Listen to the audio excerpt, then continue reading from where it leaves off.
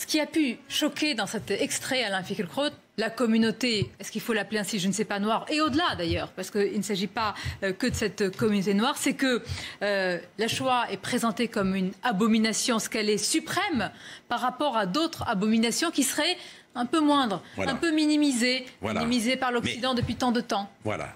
Et donc, je vous dis, il y a cette concurrence, ce ressentiment qui sont absolument terribles. Et aux États-Unis, ça donne un antisémitisme très répandu dans la communauté noire. Et c'est en train de venir en France. Donc, encore une fois, cette concurrence n'a pas lieu d'être. Oui, le phénomène d'extermination planétaire est unique dans l'histoire. Ça ne fait pas des Juifs d'aujourd'hui les titulaires d'une souffrance qu'ils n'ont pas connue. Mais est-ce que vous comprenez que des enfants, des petits-enfants, de descendants disent qu'il y a comme une forme de révisionnisme ou de négationnisme vis-à-vis de l'histoire de l'esclavage avec tel propos? Je ne le comprends pas. Et pourquoi ils sont choqués? Je ne le comprends pas. Je ne le comprends pas. Et je ne comprends pas parce qu'encore une fois, il faut dire et répéter que l'esclavage, toutes les formes d'esclavage, l'esclavage en Afrique, qui était très répandu quand les Européens sont arrivés, l'esclavage européen, les traites négrières musulmanes,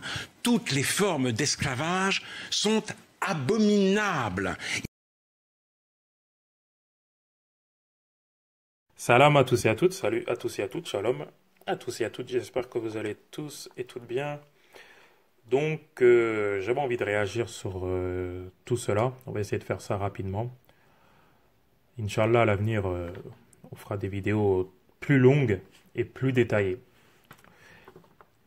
Donc, voilà, on va essayer de reprendre 2-3 points. Donc, quand il dit l'antisémitisme des Noirs, encore une fois, c'est une nouvelle légende urbaine. Je ne sais pas sur quoi il se base. Je ne sais pas. Il va falloir qu'il nous explique, hein.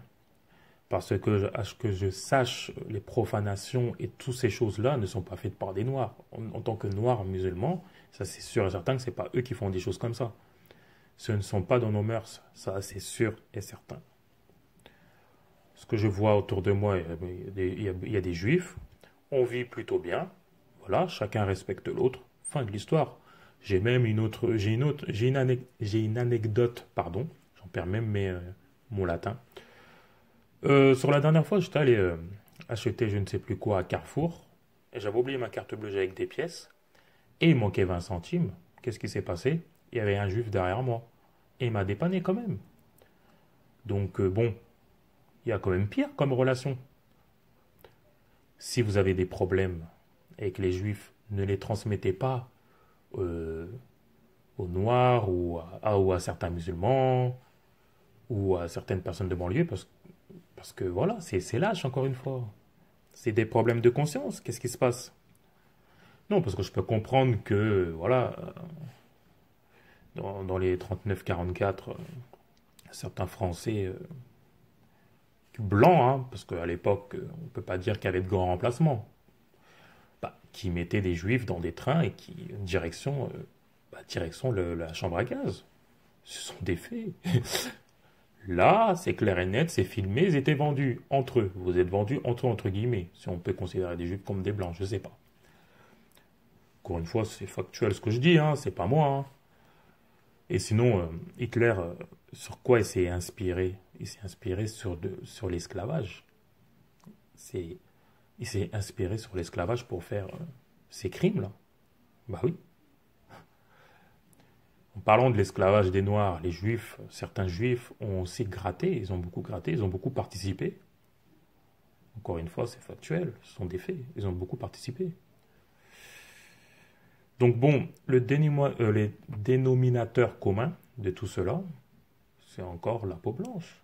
Excusez-moi, hein, c'est toujours dans les bons coups, quoi. C'est bizarre. C'est bizarre d'être dans tout ce qui est crime contre l'humanité, etc., ils sont directement ou indirectement liés. Enfin, c'est curieux. Je ne dis pas que tous les Blancs sont comme ça, mais bon. Vous pouvez parler autant que vous voulez de l'esclavage des Arabes ou je ne sais qui aurait duré 6000 ans, si vous voulez. Mais en 2019, s'il fallait faire un calcul de tous ceux qui ont fait le plus de mal sur Terre, bon, première position, et de loin, quoi. Bah, ce sont nos amis les Blancs, certains. Ce sont des faits.